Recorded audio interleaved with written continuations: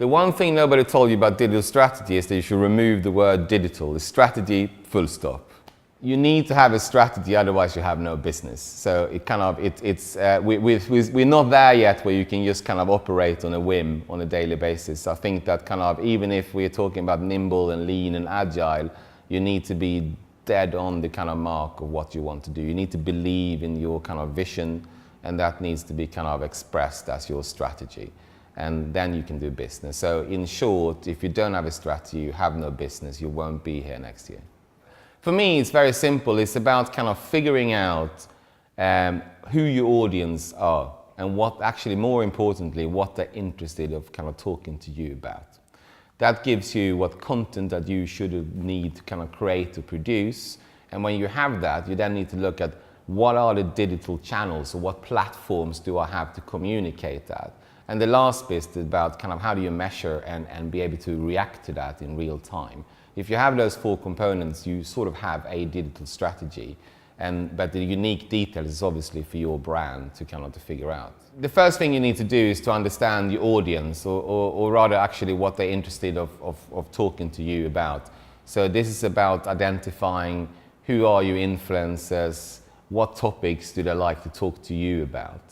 The second part is then to figure out your content. So do you have engaging content that these people would like to kind of engage with?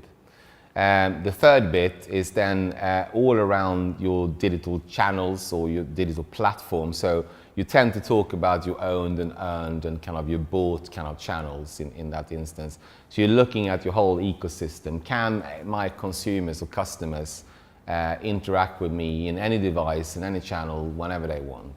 And the last bit is then how you measure and be able to react to that in real time. So everybody talks about big and small data, but do you have the tools, and do you actually know what data that counts?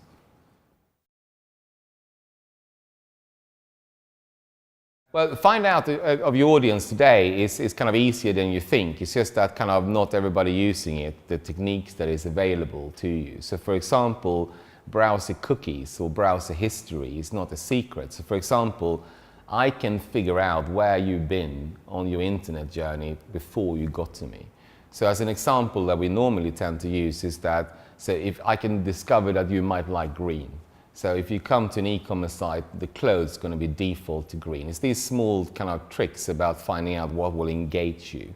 The other aspect is obviously to find out who is the influencer, who would like to talk to you. So that's the first thing you really need to kind of figure out. What's my influencers? Who talks about my brand? Who talks about the topics?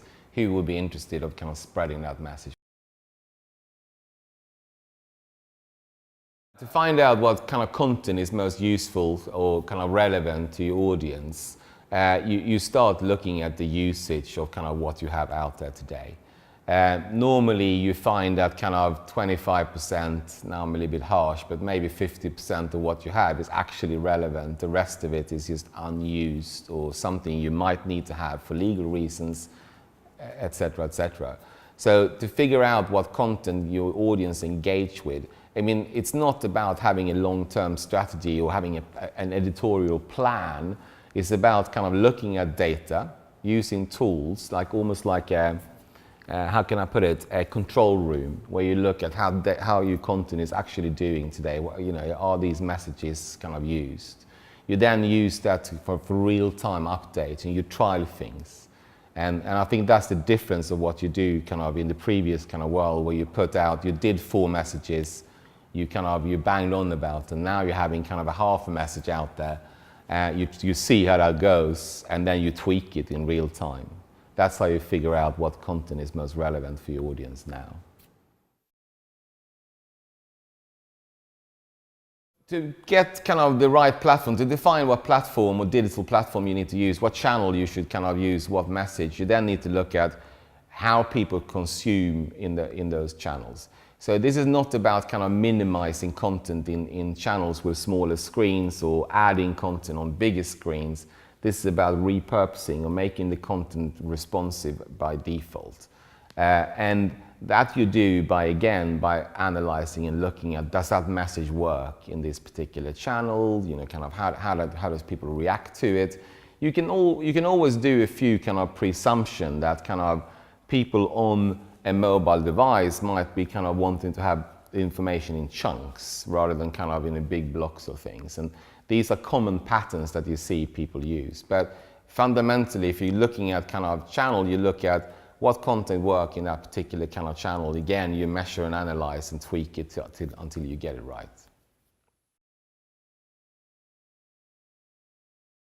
Measurement and analytics, it's kind of, again, goes back to simple basics. It's about kind of, you get what you measure. So if you kind of measure the wrong things, you get the wrong thing out of your data. And tend to be, this is an observation I've had, is that you tend to try to apply old business models, KPIs and ROIs into a digital space. So therefore you completely measure the wrong thing. But how you go about to kind of come up with a measurement and analytics approach is that you look at the tools that kind of will give you real-time data. You look at the tools that can analyze that data for you. Then look at tools you can automate some of that process for you. And it's very broad strokes, but you're absolutely right. It needs to be bespoke for the challenge you have. But fundamentally, we say measure data real time, but before that, you then make up what is it that you want to measure? Why are you measuring stuff? And too many examples are still out there. I just need the data for information. So, but why do you need that data? It needs to be that value kind of exchange between consumers and the brand. That's why they give you data, otherwise they won't give you anything. I think it can be a scaled down tool for sure, and I think that there are loads of free tools out there, tools that come out of the package. Again, it comes back to that, what are you using them for? You have to just get down to what is the data that counts for me? We often talk about convinces in my organizations, and convinces are small things that you might end up trouble when you try either push it to your top management or things you do when you're trying to go live.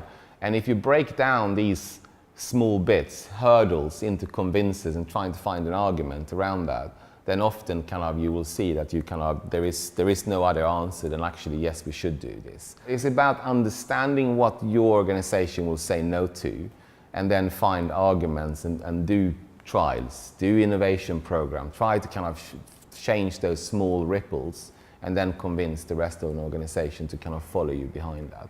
You won't change an organization in one day. You need to start with kind of small kind of pockets, and then you can kind of move on and doing the bigger thing.